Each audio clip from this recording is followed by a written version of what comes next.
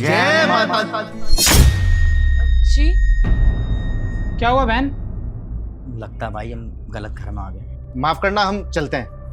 अरे रुकिए भाई साहब, बताइए तो सही किस काम से आए थे?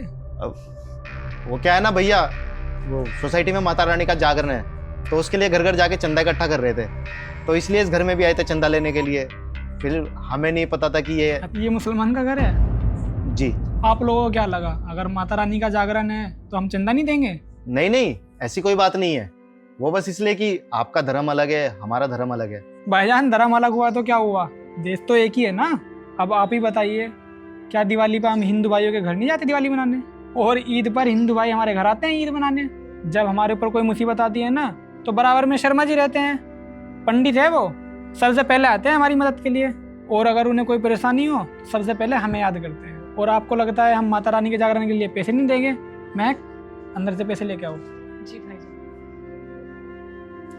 एक बात बोलो भैया, आप जैसे इंसान बहुत कम है इस दुनिया में। भाईजान अच्छा इंसान ऐसा ही होता है, और बुरा इंसान बनना ना ही तुम्हारे धर्म में सिखाया जाता है और ना ही हमारे। ये लीजिए भाईजान। ये लीजिए चंदे के पैसे। जी धन्यवाद। आप लोग हमें नहीं बुलाएंगे जागरण में? अब भला माता रानी के जागरण में किसी को निमंत्रण देने की जरूरत नहीं है, कोई भी आ सकता है, और आप जैसे अच्छे लोग तो कभी भी आ सकते हैं। देखिए भाईजान, ये सब तो सोच का फर्क है। हम सब एक ही देश में मिलजुल कर रहते हैं, तो त्योहार भी हम लोग एक साथ मिलकर मना सकते हैं। क्यों?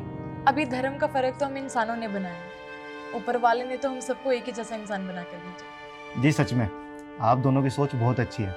अगर हर इंसान आप जैसा होना इस देश में, तो इस देश से धर्म का भेदभाव ही खत्म हो जाए। अच्छा, हम दोनों चलते हैं, हमें जागरण की तैयारी करनी है। ठीक है, नमस्ते।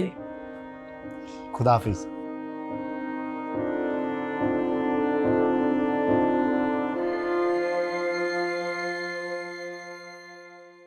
हेलो, कौन हो भाई? भैया नमस्ते।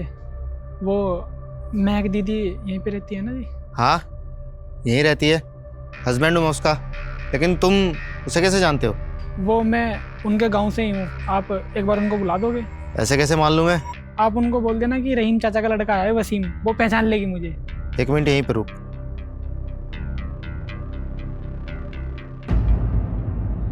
महक, बाहर कोई तुमसे मिलना आया है, तुम्हारे गांव से है कोई। मेरे गांव से कौन आया है? कुछ नाम बताया तो था उसने। हाँ वसीम बताया था, किसी रहीम चाचा का लड़का। वसीम आया है? पता नहीं यहाँ पे क्या कर रहा है। अब अंदर बुलाओ ना उसको। अंदर बुला लूं? हाँ हाँ, मेरे गांव का ही है, मैं बहुत अच्छे से जानती हूँ, मेरे भाई को जैसा है। बुलाओ उसे अंदर। ठीक है, हाँ आजा, एक बार अंदर ही बुला रही है। जी जी।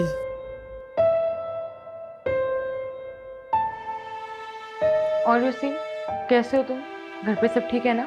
हाँ दीदी, घर पे सब ठीक है। अच्छा, यहाँ कैसे आना हुआ? दीदी वो काम की तलाश में आया था, पता चला आप यहीं पे रहते हो तो सोचा आपसे मिल लूँ। काम की तलाश में? लेकिन तुम तो पढ़ाई कर रहे थे ना? दीदी वो पढ़ाई तो छोड़ दी मैंने। पढ़ाई छोड़ दी? लेकिन क्यों? पढ़ाई छोड़ने के अलावा कोई रास्ता ही नहीं था, क्या करता, तो पढ़ाई छोड़ दी। अरे बताओ तो सही, तुमने पढ़ाई क्यों छोड़ी? तुम तो इतने अच्छे थे पढ़ाई में, बताओ। नहीं दीदी, कुछ भी ठीक नहीं चल रहा। अब्बा जी की तबीयत बहुत ख़राब है, पिछले 6 महीने से उठ ही नहीं पा रहे। एक काम मिला था उन्हें दिल्ली में, बस उसी काम के सिलसिले में आए थे। साइड पे कुछ हादसा हो गया था, उसके बाद उन्हें हॉस्पिटल में एडमिट कराना पड़ा। तब से अब तक वे बेड पर ही है। उसके बाद मैं पढ़ाई कैसे करता? सारा खर्चा तो अब्बा जी चलाते थे, इसलिए मुझे पढ़ाई छोड़कर काम करना पड़ रहा है। सच बताऊं तो मैं यहाँ अचानक से नहीं आया, मुझे पता था कि आप यहाँ रहते हो। मैं आपके पास इसलिए आया हूँ, अगर आपके पास काम हो मेरी कहीं पे नौकरी लगवा दीजिए। इतना सब हो गया और मुझे किसी ने कुछ बताया ही नहीं। अब आपको कैसे पता चलता दीदी, आप तो इतने टाइम से यहाँ पे रह रहे हो ना। हमारे पास तो तुम्हारे लायक कोई काम ही नहीं है, हम कैसे तुम्हें काम दिला सकते हैं? नितेश, मैं क्या सोच रही थी कि हमें इसकी मदद करनी चाहिए। वो क्या है ना कि जब हमारा बुरा वक्त था तो चाचा ने हमारी बहुत मदद की थी, और मैं नहीं चाहती यहाँ से ऐसे उदास जाए, तो तुम थोड़ी मदद कर दोगे प्लीज़? अब मैं इसकी क्या हेल्प कर सकता हूँ? ये पढ़ा लिखा भी है, तो इसके लायक तो मेरे पास कोई काम ही नहीं है। हाँ अगर तुम बोलो तो मैं इसको थोड़े बहुत पैसे दे देता हूँ। है क्या बोलती हो? हाँ तुम पैसे ले लो, जब तक जॉब नहीं मिलती तुम उन पैसों से अपना रहने का ठिकाना ढूंढ लो कोई, है ना? नहीं नहीं, मुझे पैसे नहीं चाहिए, बस मेरी कहीं नौकरी लगवा दो। मैं आप लोगों के ऊपर बोझ नहीं बनना चाहता, बस मुझे काम चाहिए ताकि मैं थोड़े बहुत पैसे कमा सकूँ, जिससे अब्बा जी की दवाइयों का खर्चा निकल जाए और मैं घर चला सकूँ। नितेश प्लीज कुछ करो ना, देखो ना वो कितना परेशान है। अब यार मैं क्या करूं, मेरी कंपनी में सिर्फ गार्ड की वैकेंसी खाली है। अब ये गार्ड का काम करेगा या नहीं मुझे नहीं पता ना। जी मैं कोई भी काम कर लूँगा, मुझे कोई परेशानी नहीं है। और तुम अपने रहने का कैसे करोगे, मतलब यहाँ रहोगे कैसे? डेली तुम्हें जॉब पे भी आना पड़ेगा ना।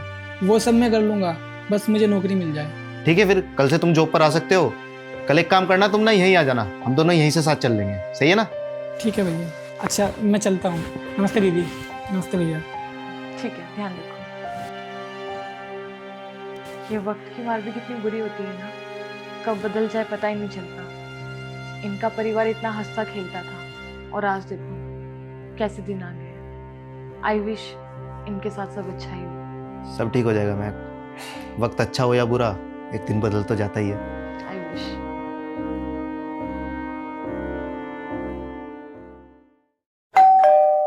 सरप्राइज! तुम यहाँ कैसे? अरे क्या हो गया तुम्हें? मुझे देखकर खुश नहीं हो गया?